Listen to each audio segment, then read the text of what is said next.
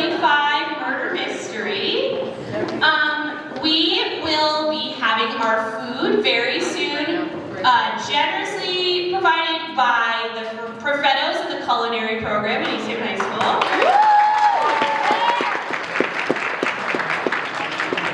There will also be cake later, and that was donated by Pet Vito's Bakery. We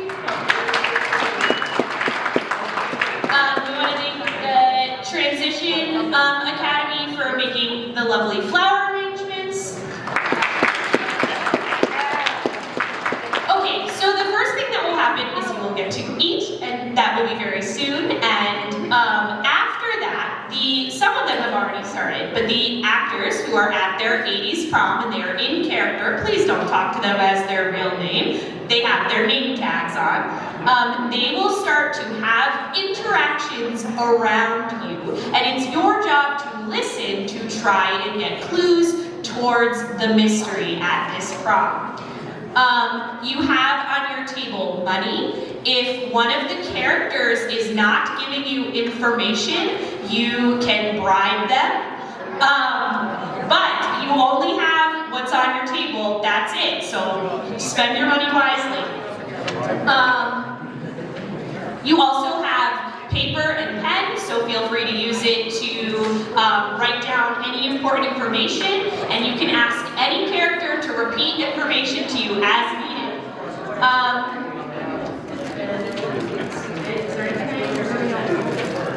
I think that's everything, so as soon as we get the cue, are we good? So, oh, yeah, so the Profettos will call people up and you can get your dinner. Enjoy.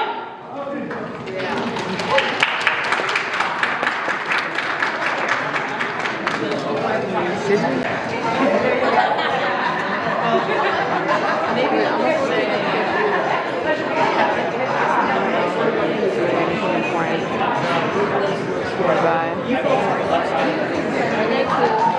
I need to. You weren't followed, there's nothing happening. Just follow anything. Also, I'm pretty sure you can hear us. This camera.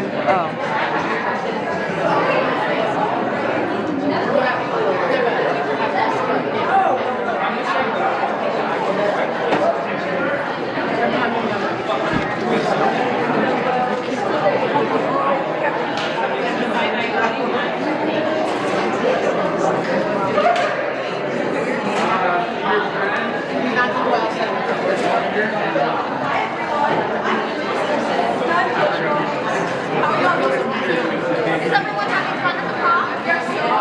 Okay, that's good. Make sure to dance.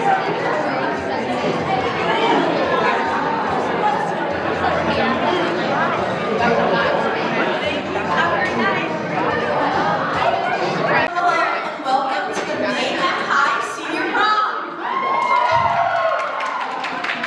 After a ridiculously rad senior year, this unforgettable night is going to be gnarly. I want to thank each and every one of you for taking the time to be here with us tonight.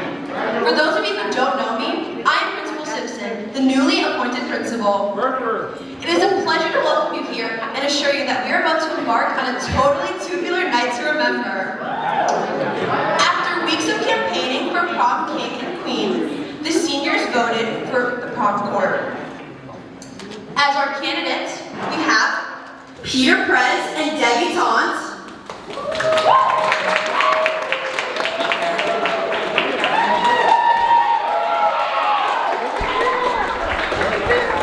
Bobby Backer and Dolly Dancer.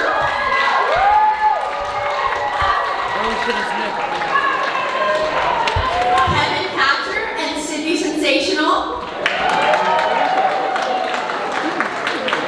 And Alan Eldro and Sally Spirit. Oh my God, Tonight, you have my full permission to talk with all the guests here today and ask them whatever questions are necessary to get to know them better. At each table, there's money that you, as a table, can use at any point. As you may not know, bribery, extortion, blackmail, and whatever creative means you may have to use your money are not only expected, but encouraged here at Mayhem High. Once again, I want to thank all of you for being here tonight. I'm sure that each and every one of you has a special purpose for being here. In a short while, I will be announcing the prom king and queen. Until then, please feel free to start your night of dancing and debauchery as you get better acquainted with your fellow students and chaperones.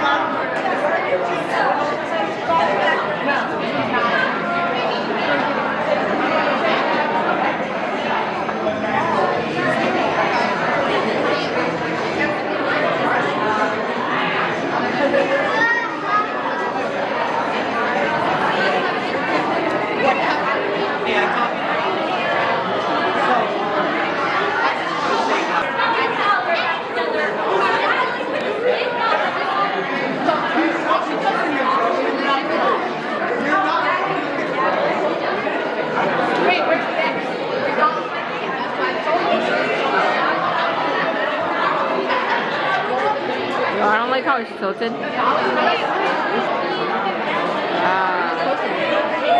I guess so. Since this is broken.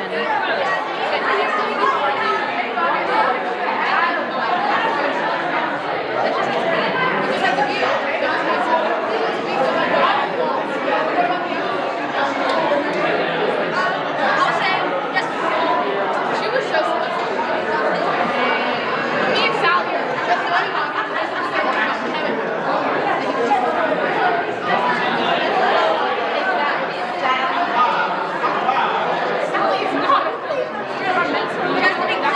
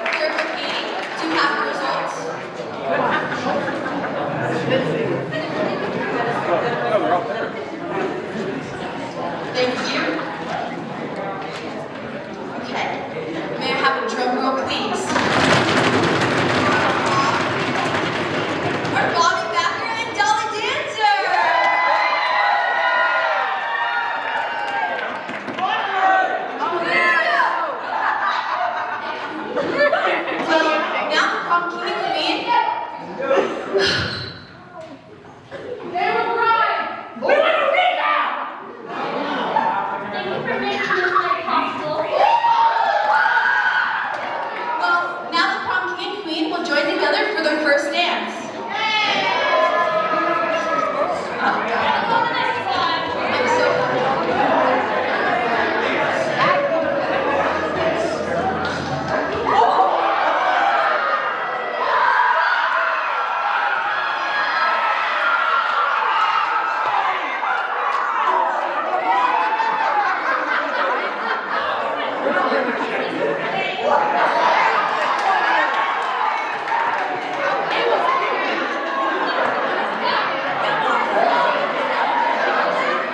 everyone to remain calm.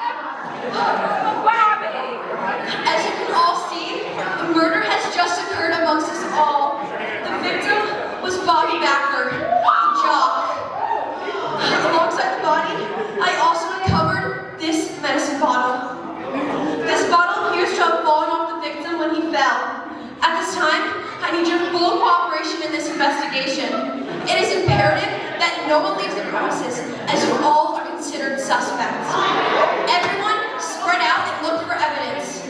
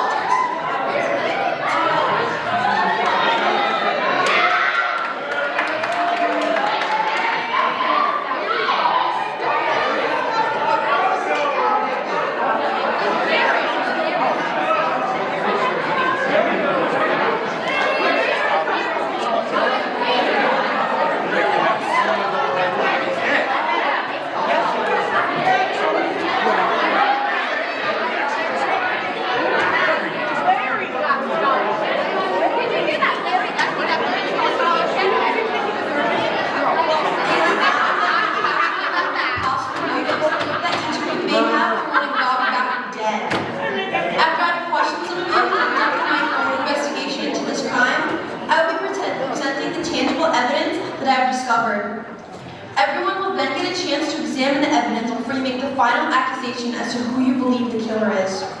Until then, I suggest you conduct your own investigation by questioning each other and uncovering possible motives for the death of Bobby Backer. Thank you, and I'll be addressing you when I compile the available evidence to show you. Until then, start sleuthing. We love you, Bobby!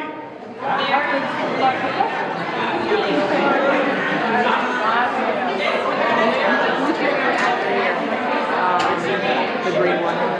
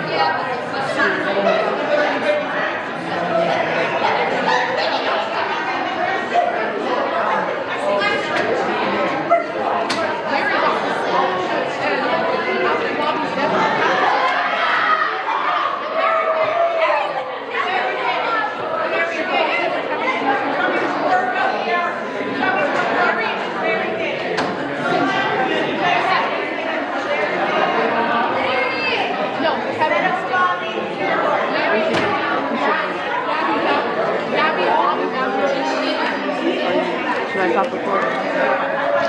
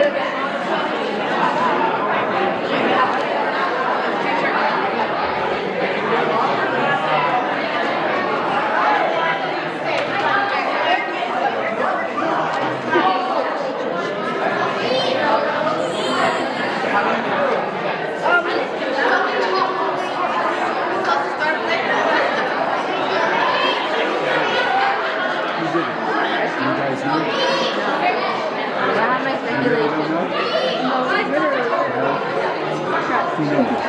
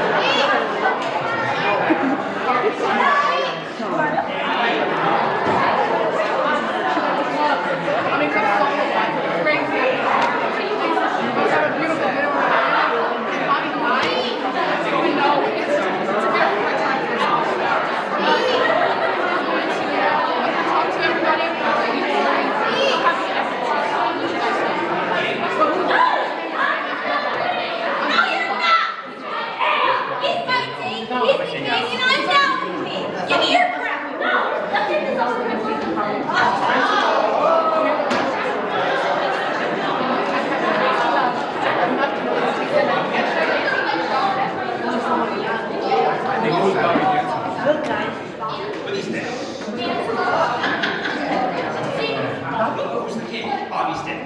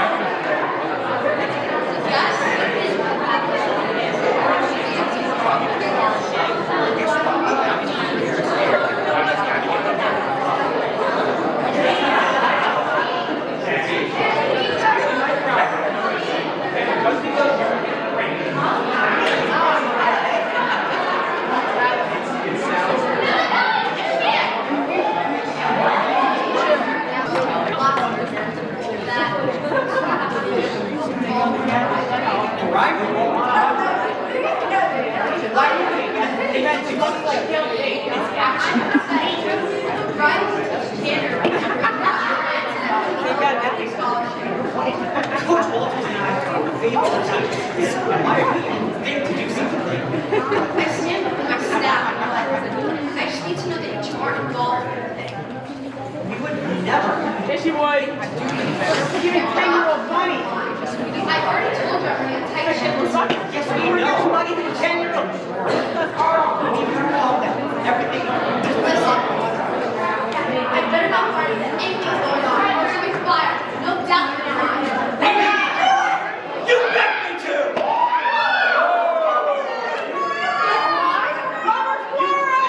Keep on paying us so that stupid students can get their damn scholarship.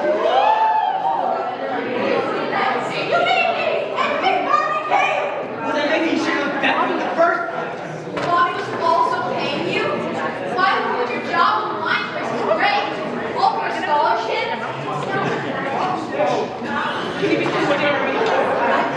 Listen, you had my face, and I better not find anything out about you too. You're meeting me in my office after school.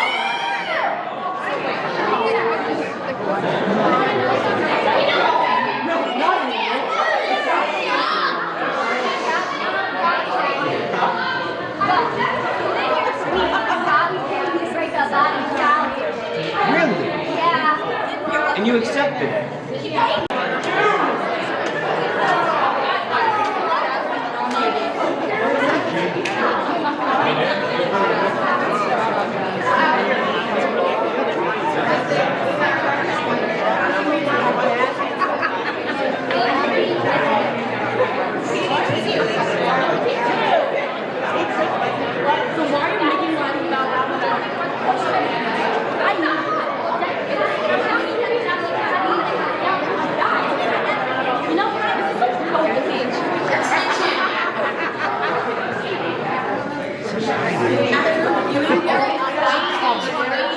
After my own investigation, these are the facts and evidence that I have uncovered pertaining to this murder.